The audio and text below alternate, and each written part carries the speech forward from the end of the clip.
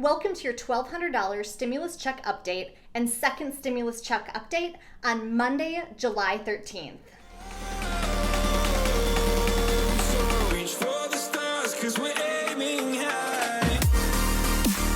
Hi, this is Corey and welcome back to another Blind to Billionaire video. We're really glad to have you here. In today's video, we are going to talk about the $1,200 stimulus check as well as the second stimulus check. Related to the first stimulus, we are going to talk about some new information from the IRS.gov website, and that is related to if you're a deceased person who received a check, if you have uncashed checks that were issued to an ineligible individual, if you have received a debit card or have not received a debit card, also some information about the non-filer tool that is new, and lastly, we will talk about the second stimulus check. So let's jump right in. The first thing I want to talk about is, and this is from the IRS.gov website, is does someone who has died qualify for the payment? The answer is no. A payment made to someone who has died before receipt of the payment should be returned to the IRS by following the instructions in the Q&A about repayments. Return the entire payment unless the payment was made to joint filers and one spouse has not died before receipt of the payment, in which case you only need to return the portion of the payment made to the descendant. This amount will be $1,200 unless adjusted gross income exceeded $150,000. If you cannot deposit the payment because it was issued to both spouses and one spouse is deceased, return the check as described in a different section of the IRS.gov website, which we won't get into. If that's you, send a comment down below and we'll answer that. Once the IRS receives and processes your returned payment, a new stimulus will be reissued. Next question, and I think this is actually really interesting. So why did the IRS send stimulus checks to deceased individuals, but more kind of relevant to this group is what happened to uncashed stimulus checks issued to ineligible recipients? So if you're somebody who maybe didn't qualify, maybe you're a dependent, maybe you were claimed by someone else, what happened to those checks? Upon enactment of the CARES Act, the IRS worked with the unprecedented speed to issue stimulus checks to individuals. Well, I think we can all maybe agree to disagree on that one.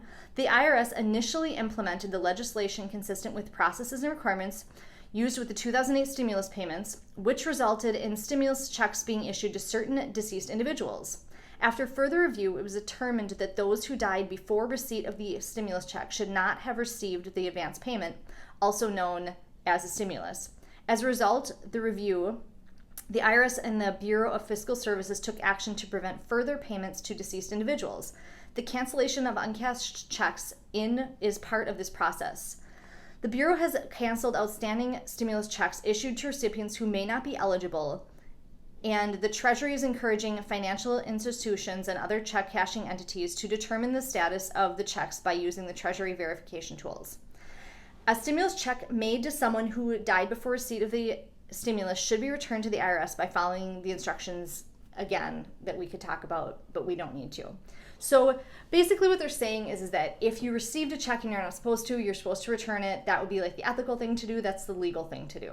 Now, I know most of you aren't in the situation where you received a check and you're just oh, I shouldn't have gotten this. Most of you are still waiting for your check, especially if you're still watching this video.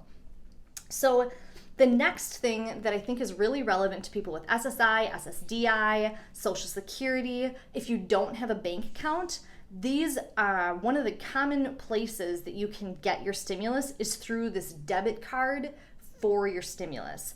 So this question is, why have I received a letter indicating I haven't activated a debit card for my stimulus? So taxpayers who are mailed a debit card for their stimulus payment but haven't activated it yet will receive a letter in early July, so hopefully soon here, reminding them that they can activate it to access their money or obtain a free replacement card if needed. The debit cards were originally mailed in May and June to about 4 million people who were eligible for the payment and would have otherwise received a check. The debit cards were issued by MetaBank NA and came in a plain envelope from Money Network Cardholder Services. I think we can all agree that if you received a random envelope from MetaBank and I just don't know that you would open it. So if you didn't open it and you didn't activate it, they're letting you know you should have received it, but maybe you threw it away because you didn't have a clue what it was, because why would anyone? for the remainder mailing, the Treasury Department logo will be visible on the envelope and letter. So in the future, the U.S. Department of Treasury will have like a stamp on the envelope so that you know, like, this is legit, don't throw it away, this is probably your stimulus. The left front of the envelope will clearly include the notation, not a bill or advertisement, important information about your economic impact payment, which is your stimulus. The inside of the letter will include instructions for people who haven't activated their card yet and includes a picture of what the debit card looks like. People expecting the stimulus payments should look for this mailing and activate their cards as soon as possible. Once the card is activated, people can transfer the funds to a bank account, get cash surcharge free at an in-network ATM, or use it in other ways. So the debit card is a lot like cash, but you can actually get cash, or you can put it into your bank account if you have one available. So the last thing I want to talk about with the first stimulus is this question here. I use the non-filer's Enter Payment Info Here tool to register for an economic impact payment. I need to file a 2019 tax return. Can I file electronically, and what should I do? And these questions have all been added in the last few days, and so I feel like they're relevant to bring up because it's new information from the IRS.